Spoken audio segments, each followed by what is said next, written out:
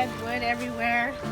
Just makes you think about like the fight of faith and how if we don't purposely swim upstream against the world's ways, against, you know, all these negative things, we're just gonna float and end up in a pile like this. This season for me has been very refreshing because I've been going old school, back to the basics, just, you know, get my highlighters out, getting my Bible reading plan out, and just really digging into the Word of God. The world is starving to death, you know, and we have living bread to give people.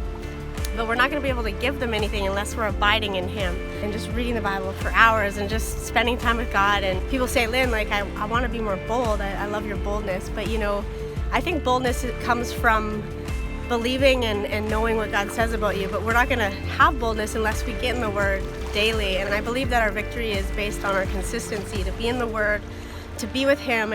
And for me, it's just been a lot more in-depth, and God's been giving me so much revelation and just feeding my spirit. Even when we don't necessarily remember it all, He is feeding our spirit, and He'll bring it to remembrance. That's what the Holy Spirit's job is He'll remind us of things to come. So I just want to encourage you to get into the Word. And even if you feel like it's a bit dry at first, it's just because our flesh doesn't like to do things. Disciple means disciplined one. But as you, just like anything, as you start eating something, you start to crave it because it's good.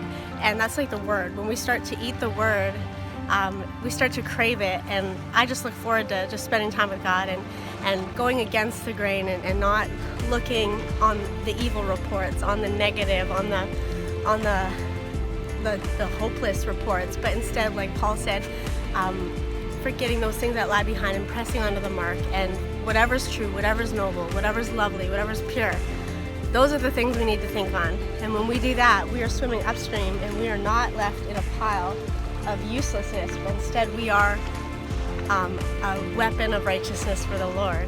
So be encouraged and get in the Word and let Him feed your spirit today.